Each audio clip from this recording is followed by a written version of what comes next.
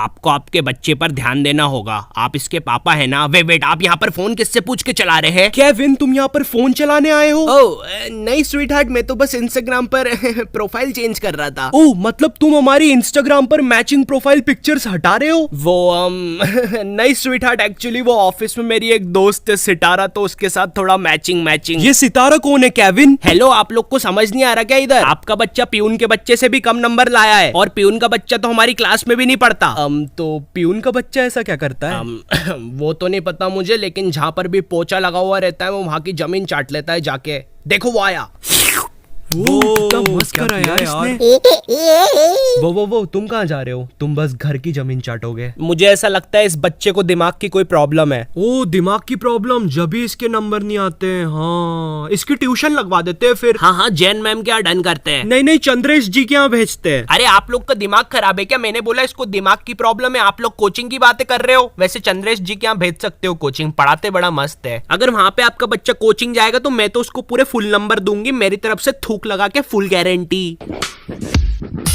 तो मैंने 4th class से कोचिंग जाना स्टार्ट किया था। हाँ, मेरी मम्मी की वजह से। लेकिन इस चीज के पीछे 2 अलग रीजन भी है। पहला रीजन ये कि मैं पढ़ाई में पूरा ढप्पल हूँ, और दूसरा रीजन ये है कि जनक और विवेक भी कोचिंग जा रहे थे, तो मुझे लगा मजा आता होगा, वहाँ पर ऐसे चिल विल होता होगा, तो मैं भी अगले दिन उन दोनों के साथ कोचिंग चला गया। अब कोचिंग के रास्ते में हम लोग कुछ चॉकलेट्स लेने रुक गए थे। मैं हमेशा च्युइंगम ही लेता था, लेकिन उन दोनों ने एक अजीब सी आम की गोली नाम की एक चॉकलेट ली थी। भाई, वो चॉकलेट के रैपर पे कुछ भी नहीं लिखा है, कंपनी का नाम तक नहीं है, और तो और आम की स्पेलिंग भी गलत है। ओए, ये कौन सी चॉकलेट है?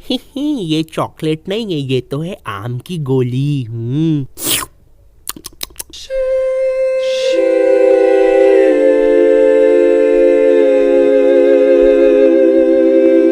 मुझे नहीं पता था यार, कोकेन आम की गोली के नाम से भी बिकती है। ए, तू इस नशे के बारे में जानता है क्या? तो मैं कहाँ पे था? कोचिंग। हाँ, तो जैसे ही मैं पहले दिन कोचिंग पहुंचा यार, वहाँ जाते से मेरी फट गई, क्योंकि वो कोचिंग एक तो इतनी छोटी सी थी और उसमें इतने सारे बच्चे बैठे हुए थे। 2 बच्चे तो बाहर रोड पे बैठ के चिल कर रहे थे। नहीं, मैं मजाक कर रहा हूँ, हमारी कोचिंग के नहीं थे। इनफैक्ट वो तो कोचिंग ही नहीं जाते थे। हे साले अनपढ़, इसको अपना क्रिकेट नहीं खिलाएंगे अपन साथ में? हाँ भाई। तो मेरी कोचिंग 4 से 5 बजे तक लगती थी, बट कोई बच्चा अगर 5 बजे तक अपना काम नहीं कंप्लीट करता था तो उसका टाइम एक्सटेंड हो जाता था। मतलब कि अगर तुम्हें कोई आंसर्स याद नहीं हो रहे तो तुम्हें वहाँ पे रात भर बैठना पड़ेगा। अब मुझे पता है तुम्हारे हरामी दिमाग में एक ही चीज आ रही है कि भाई मैं होता तो वहाँ से भाग जाता। तो नहीं मेरे भाई, कोचिंग के गेट के पास एक बहुत मोटा सा डॉग बैठा रहता था, और 4th क्लास में मेरे पैर कोई हुसैन बोल्ट बराबर तो थे नहीं कि वहाँ से भाग जाता। भाई, एक तो इतना मोटा सा था, मैं भागता तो वो भी मेरे पीछे भागता, डबल ट्रबल हो जाता। पर खैर, पहला दिन काफी नॉर्मल था मेरे लिए कोचिंग का। मैं 5 बजे घर आ गया था। लेकिन 2 दिन के बाद जनक और विवेक ने कोचिंग छोड़ दी, मगर मेरी मम्मी ने मुझे कोचिंग नहीं छोड़ने दी, और फिर कोचिंग ने भी मुझे कभी 7 बजे के पहले घर नहीं छोड़ा। ये तो बिल्कुल सही बात बोली आपने। हेलो जी, वो बच्चा अभी तक घर नहीं आया है, 8 बज गए, अभी भी पढ़ रहा है क्या वो? हाँ, वो अभी भी पढ़ रहा है। अच्छा ठीक है, फिर मैं उसका टिफिन भिजवा देती हूँ। 2 बजे तक स्कूल, 4 से 8 बजे तक की कोचिंग, और फिर सो जाओ। 1 नंबर की झंड जिंदगी।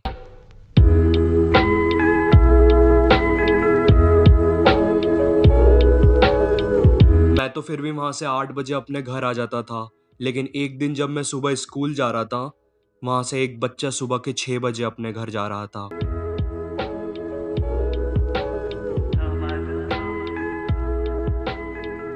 सच बता रहा हूँ, उस कोचिंग ने मेरा जीना हराम कर दिया था। मगर फिर मेरे दिमाग में एक अल्टीमेट आइडिया आया।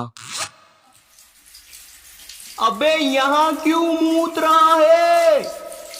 तू नालायक था, ये तो हमको पता था, लेकिन तुझसे ये उम्मीद नहीं थी। अब चल तू घर, तेरे को बताती हूँ मैं। लेके जाओ इसको, पूरा कारपेट खराब कर दिया मेरा। अब कभी लेके मत आना इसको इधर।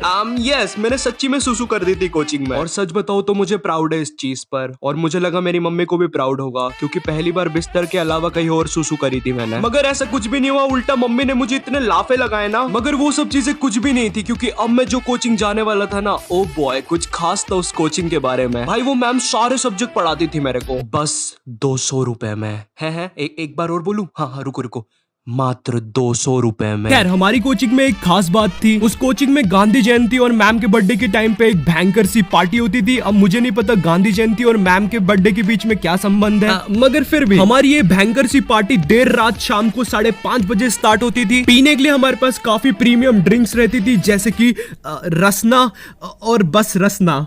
गॉड था यार रसना उस टाइम, हंस क्या रहे हो। वो कोचिंग का काफी बेस्ट होने का रीजन था उसका टाइम। मेरी कोचिंग 3 से 4 बजे तक लगती थी दोपहर में, जो कि मेरी मैम का सोने का टाइम रहता था। तो मैं 3 बजे कोचिंग जाता था और मैम मुझे क्वेश्चन देकर सो जाती थी, टीवी खुला करके। सुनो, मेरी बात सुनो, मैं 4th क्लास का बच्चा हूं, मेरे सामने टीवी खुला करके मुझे बोलोगे कि पढ़ाई कर?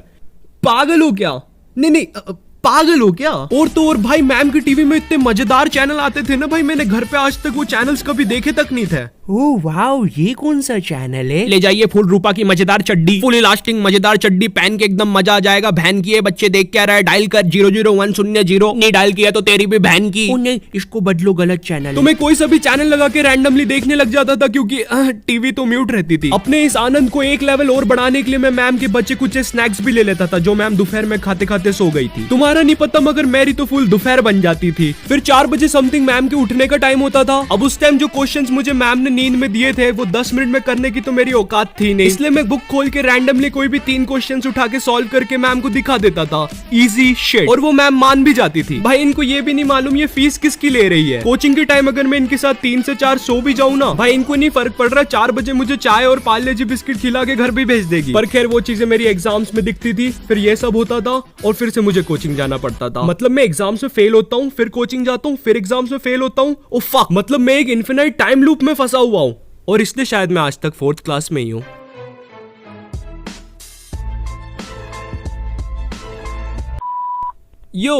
इस वीडियो के लिए बस इतना ही, और वीडियो पसंद आए तो एक लाइक मार देना और कमेंट करके बताओ अगर तुमने भी अपनी कोचिंग में कुछ ऐसी हरकतें की हो तो।